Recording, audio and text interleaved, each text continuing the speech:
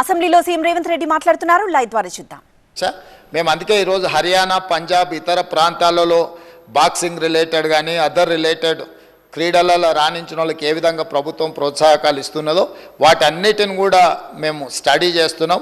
వచ్చే సమావేశాలలో స్పోర్ట్స్ పాలసీని సభలో చర్చకు పెట్టి మిత్రుడు బీజేపీ ఎమ్మెల్యే గారు ఏదైతే సలహా చెప్పినరో స్పోర్ట్స్ స్టేడియంలను కూడా ప్రోత్సహించడానికి ఈరోజు ప్రభుత్వం దాని మీద ప్రత్యేకంగా దృష్టి పెట్టినాం.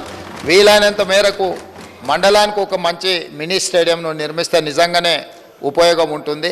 కాకపోతే ఈరోజు తెలంగాణలో భూముల విలువ అత్యధికంగా పెరిగిపోయి ప్రభుత్వ భూములు కబ్జాలకు లోనయ్యి చాలా ప్రాంతాలలో లేవు. ఎక్కడైనా ఏదైనా మండల కేంద్రాలలోగిన ఒకవేళ భూమి అందుబాటులో ఉంటే ప్రభుత్వానికి బడ్జెట్ కేటాయించడానికి ఎలాంటి ఇబ్బంది లేదు.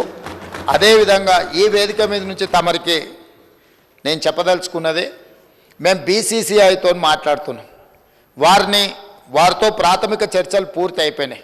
నిన్న ఎక్కడైతే బేగర్ కంచెలో మనము స్కిల్స్ యూనివర్సిటీని ప్రారంభించుకున్నామో తొందరలోనే నేషనల్ అకాడమీ ఆఫ్ కన్స్ట్రక్షన్ని కూడా అక్కడికే షిఫ్ట్ చేయాలనుకుంటున్నాం.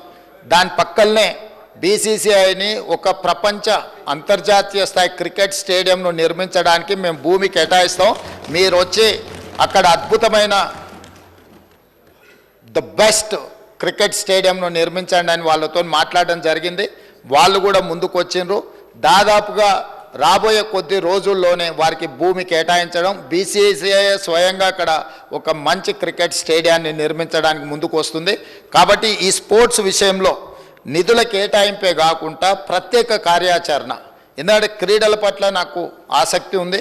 మీకు అందరు కూడా తెలుసు అధ్యక్ష, ఈ రాష్ట్రము వ్యసనాల నుంచి యువతను బయటికి తీసుకురావాలంటే క్రీడల్ని ప్రోత్సహించాల్సిన బాధ్యత ఈ సభ మీద ఉన్నది.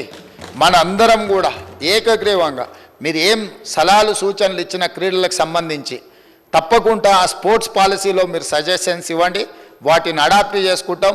ఆల్రెడీ ఉన్న స్టేడియంలో మీకు యూసుఫ్గూడలో కోట్ల విజయభాస్కర్ రెడ్డి స్టేడియం ఉంది, అది ఇప్పుడు సినిమా ఫంక్షన్లకు అంకితం అయిపోయింది. గచ్చిబౌలిలో ఉన్న స్టేడియంలో పెళ్లిళ్లకు పేరాంటాలకు పోతున్నాయి. సరూర్ నగర్లో కట్టిన అద్భుతమైన స్టేడియం ఆనాడు కాంగ్రెస్ పార్టీ ఉన్నప్పుడు ఈరోజు రాజకీయ పార్టీ సభలకు సమావేశాలకు ఉపయోగిస్తున్నారు.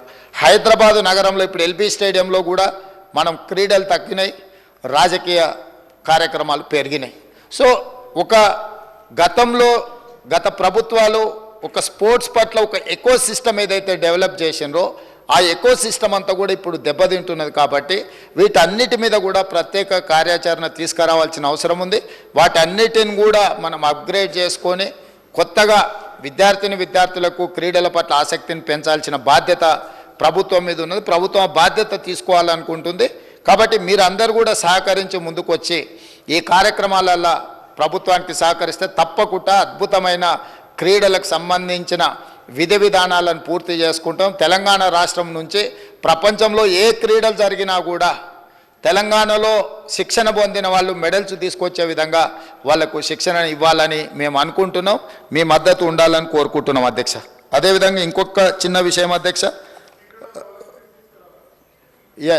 ట్రై చేద్దాం. అక్కడ అంతకుముందు గతంలో ఉమ్మడి రాష్ట్రంలో శాప్ చైర్మన్గా పనిచేసిన రాజ్ ఠాకూర్ గారు ఉన్నప్పుడు చాలా మనం ఇక్కడ క్రీడల్ని ప్రోత్సహించే కార్యక్రమాలు తీసుకున్నాం. వారు ఈరోజు ఎమ్మెల్యేగా ఈ సభలో ఉన్నారు. నిన్నమన్న కూడా నేను శాట్స్కి కొత్త స్పోర్ట్స్ చైర్మన్ వేసినాను, నిర్ణయాలు తీసుకుంటున్నాం అధ్యక్ష. అదేవిధంగా కునంనేని సాంబశివరావు గారు 2 ప్రతిపాదనలు ఎందుకు ఇక్కడ ప్రస్తావిస్తున్నంటే, సురవరం సుధాకర్ రెడ్డి గారు సీనియర్ మోస్ట్ పార్లమెంటేరియన్, ప్రజా జీవితంలో సుదీర్ఘకాలం వారు పనిచేసిండ్రు, కమ్యూనిస్టు పోరాటాలలో పాల్గొన్నారు. అదేవిధంగా వారు ఒక ప్రతిపాదన నాకు లేఖ రాయడం జరిగింది. సాంబశివరావు గారు సభలో ప్రస్తావించారు కాబట్టి వారు రాసిన దాంట్లో తెలంగాణ వైతాళికుడిగా పేరు పొందిన బహుముఖ ప్రజ్ఞశాలి గోల్కొండ పత్రిక సంపాదకులు, రచయిత, పరిశోధకులు శ్రీ సురవరం ప్రతాప్ రెడ్డి గారి పేరు తెలుగు విశ్వవిద్యాలయానికి పెడతామని గతంలో కేసీఆర్ గారు మాట ఇచ్చిండ్రు. దాన్ని పెడితే బాగుంటుందని వారు అంటున్నారు. ఈరోజు తమరి ద్వారా ఈ సభలో ఉన్న అన్ని రాజకీయ పక్షాలకు నేను ఒక విజ్ఞప్తి చేయదలుచుకున్నాను. ఇప్పుడున్న తెలుగు విశ్వవిద్యాలయానికి పొట్టి శ్రీరాములు తెలుగు విశ్వవిద్యాలయం అని పేరుంది. మరి ఇప్పుడే టీఎస్ నుంచి టీజీకి మారిస్తేనే కొంతమంది మిత్రులు ఇది ఇటు మార్చి ప్రభుత్వాలు మారంగానే పేర్లు మారిస్తే ఎట్లా అనే చర్చ వచ్చింది. కానీ కాంగ్రెస్ పరంగా సురవరం ప్రతాప్ రెడ్డి గారి తెలంగాణ రాష్ట్ర విముక్తి పోరాటంలో కానీ వారు చేసిన సేవల్ని కాంగ్రెస్ పార్టీకి ఎలాంటి బెసజాలు లేవు. వారు ఒక గొప్ప కవి, వారు రచనలు, గోల్కొండ పత్రిక, నాటి తెలంగాణ సాయుధ రైతాంగ పోరాటంలో తెలంగాణ విముక్తిలో అత్యంత కీలక పాత్ర పోషించారు. ఈ సభలో అన్ని రాజకీయ పక్షాలు ఒప్పుకుంటే మాకు ఎలాంటి అభ్యంతరం లేదు తెలుగు విశ్వవిద్యాలయానికి సురవరం ప్రతాప్ రెడ్డి గారి పేరు పెట్టడానికి. రెండవది, ఈ సెక్యూరిటీ గార్డులు, క్లాస్ 4 ఎంప్లాయీస్, పోలీస్ హోంగార్డులు రోజు 10-12 గంటలు నిలబడాల్సి ఉంది. వారికి కూర్చునే హక్కు చట్టము సవరించాలని కూడా ఇంకొక ప్రతిపాదన సురవరం సుధాకర్ రెడ్డి గారు పంపించారు. నిజంగా తమిళనాడులో ఈ చట్టం అమలు జరుగుతుందా? అమలు జరగడానికి ఏమేమి విధి విధానాలు అక్కడ తీసుకొచ్చిండ్రు? మా ప్రభుత్వం తప్పకుండా వాటిని పరిశీలిస్తుంది.